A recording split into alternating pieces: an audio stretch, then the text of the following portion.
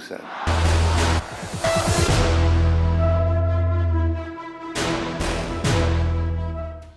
नमस्कार, ग्लोबल अड्डा आप देख रहे हैं। मैं हूं आपके साथ पुनीत मिश्रा। तो शुरुआत इस बात से मैं करता हूं कि मुबारकबाद दी गई है किसकी तरफ से? खामनेई साहब की तरफ से। ईरान के supreme leader Ayatollah Ali Khamenei साहब ने एक एक्स पर पोस्ट किया है और उन्होंने लिखा है कि उम्मीद और इमाम मेहदी के इंतज़ार से भरी ईद मिलाद की मुबारकबाद।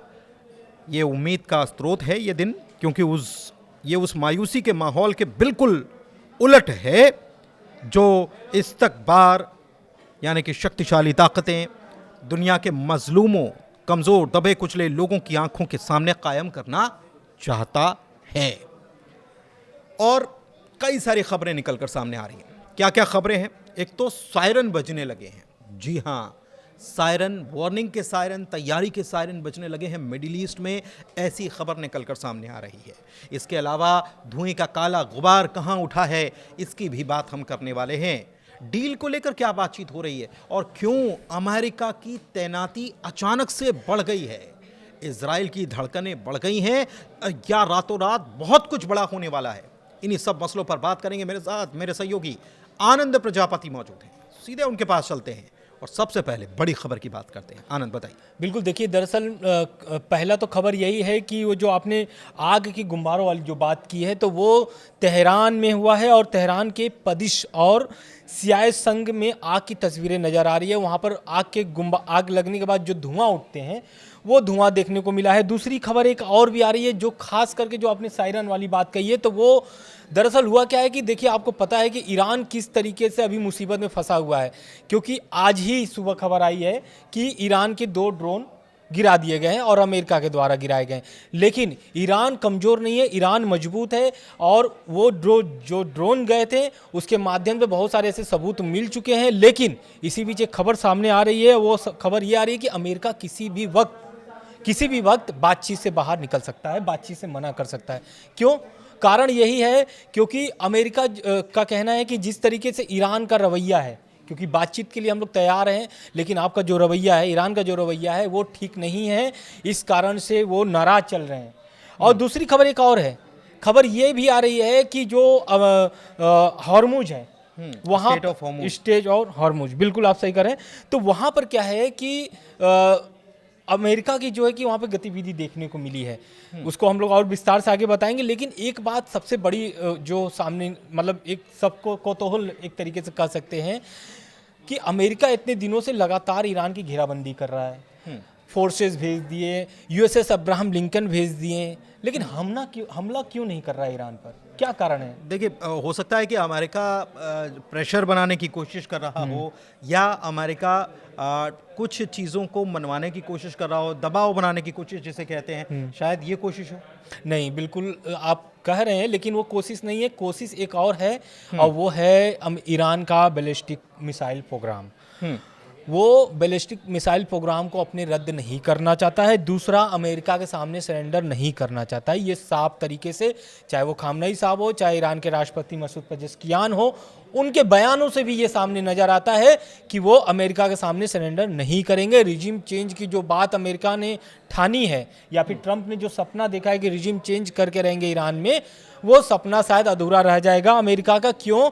क्योंकि बैलिस्टिक मिसाइल प्रोग्राम जो है ईरान का, आपको भी पता है कि कौन कौन से बैलिस्टिक मिसाइलें हैं उनके पास, ईरान के पास, और उनकी यही ताकत है ईरान की, जिसे वो रद्द नहीं करना चाहेंगे। दूसरी बात, बातचीत में वो जो ईरान ने अपने शर्तें रखे हैं, उन शर्तों से पीछे हटने वाले नहीं हैं। उनका साफ कहना है, ना बैलिस्टिक मिसाइलें हम बंद करेंगे बनाना, ना ही अपने न्यूक्लियर प्रोग्रामों को बंद करेंगे। उनका जो न्यूक्लियर प्रोग्राम चल रहे हैं वो जारी रहेंगे। बिल्कुल। देखिए, एक चीज़ और है, एक दिलचस्प बात यह है कि अमेरिका भले ही ये कह रहा हो कि ईरान आक्रामक रवैया या उसका रुख जो है वह आक्रामक है, लेकिन आप इस बात को समझिए कि ईरान बहुत बेहतर तरीके से समझता है, क्योंकि वही डील कर रहा है। तो जून के महीने में जो कुछ हुआ कि एक तरफ बातचीत हो रही थी और बातचीत की मेज पर बैठे हुए थे, लेकिन पता चलता है कि अचानक से B-2 बॉम्बर्स आते हैं और अटैक कर देते हैं। तो ईरान इस बात से मुतमईन होना चाहता है कि उसके अगर ड्रोन जा रहे हैं तो वहां कितनी एक्टिविटी है, कितनी तैयारी है। अगर वहां पर तैयारी हो रही है तो हमको भी तो तैयारी करनी होगी। तो इसी के मुताबिक ये माना जा रहा है कि ईरान ये जो है निगरानी करने का काम कर रहा है। एक चीज और बता दें आपको, अभी भले ही मिडिल ईस्ट में शांति है, अभी भले ही मिडिल ईस्ट में शांति है, लेकिन बहुत चौंकाने वाली खबर है कि आने वाले कुछ घंटों में यहां पर बड़ा हो सकता है कुछ। एक तो मीटिंग की बात चल रही है, मीटिंग आनंद हो रही है और मीटिंग का परसों होनी है, 6 तारीख को होनी है। लेकिन आनंद, ये 48 घंटे जो हैं ये बहुत ज्यादा अहम हो जाते हैं। मीटिंग के पहले का वक्त बहुत अहम हो जाता है, क्योंकि इजराइल इस बात से कतई तैयार नहीं है और इस बात से कतई इत्तेफाक नहीं रखता कि ईरान और अमेरिका बैठे बातचीत करें। वो कह रहा है कि या तो आप हमला करो वरना हम करते हैं, फिर आपको पीछे आना पड़ेगा। बिल्कुल आप सही करें। और हो सकता है बात होने से पहले, जो मीटिंग होने से पहले ट्रंप जो है कुछ बड़ा ऐलान कर सकते हैं। ऐसी भी खबरें सामने निकल के आ रही है कि ट्रंप जो है कुछ बड़ा ऐलान करेंगे कुछ ही घंटे में। हो सकता है कुछ ही घंटे में कर दे, या फिर 48 घंटे का जो आप समय बता रहे हो उसके कुछ घंटे पहले ये कर सकते हैं। दूसरी बात, ईरान और अमेरिका के बीच जो बातचीत होगी वो फुल स्केल पर होगी। फुल स्केल मतलब जो ईरान अपनी शर्तें लेकर के जाएगा या फिर अमेरिका जो अपनी शर्तें लेके जाएंगे वो लोग, वो पूरी शर्तों पर बातचीत होगी। और ईरान जो साफ कर अपना शर्त जो मनवाना चाहता है ईरान से, यही कारण है कि पिछली बार की भी जो बातचीत थी वो असफल रही थी। लेकिन इस बार की जो फुल स्केल वाली जो बात है, तो उसमें क्या है कि कोई भी छोटी मोटी डील नहीं होनी है। जो भी डील होगी वो अंतरिम डील नहीं होगी, और अगर होगी तो पूरी बातचीत के साथ होगी, और इसमें कोई भी मिडिल ईस्ट के कोई भी देश शामिल नहीं होंगे।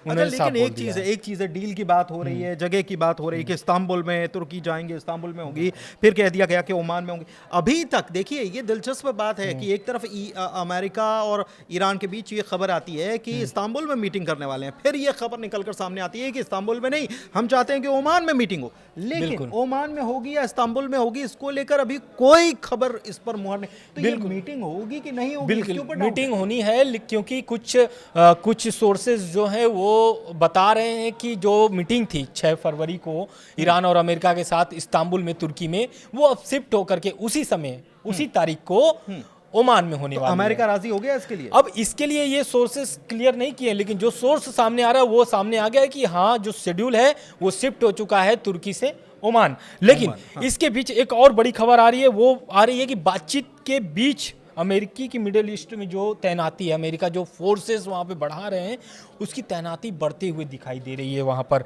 और खबर ये भी है कि अमेरिकी जो एयरफोर्स का E-11A मिडिल ईस्ट में नजर आया है। ये बहुत ही चिंताजनक विषय है, क्योंकि ये ईरान के लिए बहुत महत्वपूर्ण है। महत्वपूर्ण इसलिए भी है क्योंकि ईरान, देखिए, भले ड्रोन अपना भेज करके वो पता, जाहिर सी बात है, आपने जैसा कहा कि ईरान भी पता लगाना चाहता था कि अमेरिका जो ताकत लेके आया, वो उसकी ताकत भांपने के लिए वो ड्रोन भेजा था, और उसकी वो ताकत भांप भी लिया है। लेकिन ये जो अमेरिकी फोर्स का E-11A मिडिल ईस्ट में नजर आया है, ये कहीं ना कहीं चिंताजनक ईरान के लिए बन चुका है। बिल्कुल ठीक है। अच्छा, एक चीज और है, स्ट्रेट ऑफ हॉर्मुज़ में भी एक बड़ा सा टैंकर देखा गया है और उस पर अमेरिकी झंडा जो है वो लहरा रहा है। तो ये तो जाहिर सी बात है कि तैयारियां जो है, एक तरफ बातचीत की चल रही है और दूसरी तरफ तैयारियां कुछ और नजर आ रही हैं। अमेरिकी फोर्सेस जो हैं उनको और ये कह लीजिए कि पीछे से कह दिया गया है कि आप तैनाती के लिए आगे बढ़ो, ऐसी खबरें भी निकलकर सामने आ रही हैं। लेकिन ईरान ने भी एक तैयारी कर ली है। ईरान की जो तैयारी है वो अमेरिका के लिए हो सकता है एक बड़ा झटका भी लग सकता है, क्योंकि ईरान ने Abu Mahdi naval cruise missile का टेस्ट कर लिया है। और इसका जो रेंज है, इसकी ताकत अगर हम बात करें सरल शब्दों में, तो 2600 किलोमीटर दूरी का ये टारगेट करके तबाह कर सकता है। 2600 किलोमीटर दूर तक ये समंदर में ये टारगेट करके तबाह कर सकता है।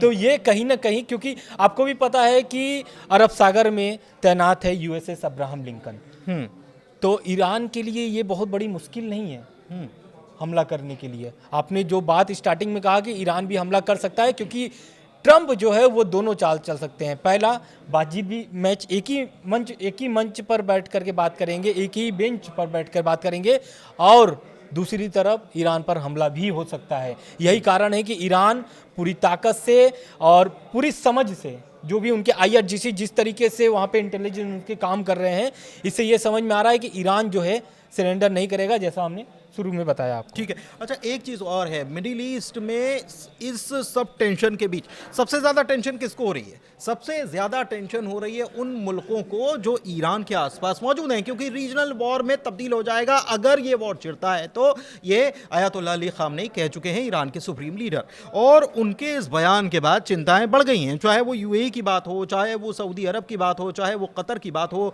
चाहे मिस्र की बात हो, जॉर्डन की बात हो, ये तमाम मुल्क जो हैं वो इस वक्त टेंशन में, खास तौर पर उन जगहों पर टेंशन बढ़ गई है जहां पर अमेरिकी बेस हैं। उसको लेकर भी एक खबर आ रही है, हालांकि ये सोर्स के हवाले से, क्योंकि कई सारे सोशल मीडिया पर दावे पोस्ट किए जा रहे हैं। उसी बीच सऊदी से खबर आ रही है, क्या खबर है? बिल्कुल सऊदी से आ रही है, लेकिन एक मैं थोड़ा सा जिक्र करना चाहता हूँ खामनेई साहब का। खामनेई साहब ने बोला क्या था? खामनेई साहब ने बोला था कि हम युद्ध नहीं चाहते हैं, लेकिन अमेरिका अगर हमला करता है ईरान पर तो इसका पूरा मुंह तोड़ जवाब दिया जाएगा, जो तब्दील हो सकता है पूरे मिडिल ईस्ट में, यानी कि रीजनल वॉर छिड़ सकता है। क्यों? क्योंकि उन्होंने साफ जिक्र कर दिया था कि जो भी मिडिल ईस्ट में US के अब एयरबेस हैं वहाँ पर अटैक होगा। अटैक करने का मतलब है कि कुवैत में करेंगे, कतर में करेंगे, सऊदी में करेंगे, यहाँ पे एयरबेस है, यानी एक मुस्लिम देश दूसरे मुस्लिम देश को हमला करेगा, अटैक करेगा। उसको लेकर के अब सऊदी अरब जो चिंता जताया है, उसने उम्मीद जताया है सोर्सेस के हवाले से कि अगर युद्ध होता है तो ईरान केवल उनके इलाकों में मौजूद अमेरिकी ठिकानों पर हमला करेगा। मतलब कि सऊदी एकदम साफ बोल दिया है कि ऐसा नहीं है कि आप हमला करोगे और हमारी भी उसमें क्षति हो, वो इस युद्ध में शामिल होना नहीं चाहता है। मतलब उन्होंने एक प्रकार कह दिया है कि हम न्यूट्रल रहेंगे, हम इसके हिस्से नहीं हैं। हाँ। अगर देखिए, ये हम कोट नहीं कर रहे हैं, ये सोर्सेज के हवाले से आपको बता रहे हैं, क्योंकि सऊदी को लेकर बीच में भी खबर सामने आई थी कि सऊदी ने कुछ और कहा था एक मीटिंग जो हुई थी उसमें। लेकिन अब ये खबर सामने आ रही है कि सऊदी को भी ये लग रहा है, क्योंकि कुवैत में इमरजेंसी सायरन बजाकर तैयारियों की टेस्टिंग देखी गई है, एक खबर। दूसरी खबर ये है कि सऊदी को ये लग रहा है कि अगर वहाँ पर वॉर सिचुएशन होती है और ऐसे में जवाबी कार्रवाई में ईरान अगर अमेरिकी बेसिस को निशाना बनाता है तो वहाँ उनके यहाँ भी हैं, और अगर उनके यहाँ हैं तो वहाँ पर अटैक होगा तो हम कुछ नहीं करेंगे। और न्यूट्रल रहेंगे का मतलब ये है कि ये आप दोनों के बीच का मामला है, भले ही हमारी ज़मीन पर उनकी तैनाती है तो आप वहाँ करेंगे तो हम न्यूट्रल रहेंगे, हमको कोई दिक्कत नहीं होना चाहिए। ऐसी खबरें निकल कर सामने आ रही है। लेकिन सऊदी के तरफ से अगर ऐसी खबर निकल कर आ रही है तो सऊदी को इस बात की चिंता बहुत सता रही है, इस बात को यकीन करिए। सऊदी के साथ साथ कतर और मिस्र, तुर्की, इन लोगों को भी सता रही है। क्यों? क्योंकि कुछ खबर ऐसे भी सोर्स के हिसाब से, सोर्सेस से जो आए हैं, वो आए हैं कि जो हॉर्मुज़ है हाँ, वहाँ से क्या होता है कि व्यापार होते हैं, करीब दुनिया के 10 से 20% के व्यापार होते हैं, और अगर अटैक होता है तो ईरान जो है कि सबसे पहले वहाँ पर उसको ब्लॉक कर देगा। ब्लॉक कैसे करेगा? क्योंकि वही जगह पर ईरान अभी 2 दिन पहले 1 और 2 फरवरी को युद्ध अभ्यास कर रहा था। ये बड़ी बात है ना? ये बड़ी बात। तो ये कहीं ना कहीं सऊदी, कतर, तुर्की, मिस्र, जितने भी मिडिल ईस्ट के देश जो उस रास्ते से व्यापार करते हैं, उनके लिए ये सबसे बड़ी चिंता है। वो उसके अलावा यूरोप के देश भी हैं, बिल्कुल उनके लिए भी चिंता है। और एक तरफ देखिए, ये घेराबंदी इसको कह सकते हैं हम, आप स्टेट ऑफ हॉर्मुज़ की बात बता रहे हैं। दूसरी तरफ अगर रेड सी की तरफ जाते हैं तो वहां पर भी हूती जो है उन्होंने तैयारी कर दी है, और माना जा रहा है कि वहां पर भी उस रास्ते को ब्लॉक। तो इससे ये समझिए कि ये क्षेत्रीय ही नहीं, अगर ये वॉर छिड़ता है तो ये बड़े पैमाने पर इसका स्केल बहुत बड़ा होने वाला है। क्योंकि आप अगर सुप्रीम लीडर अगर बोलते हैं ईरान के, यानी कि एक प्रमुख शीर्ष पद पर बैठा कोई नेता, कोई ऐसा फालतू बात तो बोलेगा नहीं, जो भी बोलेगा सटीक बोलेगा, और वो अपने देश हित में बोलेगा।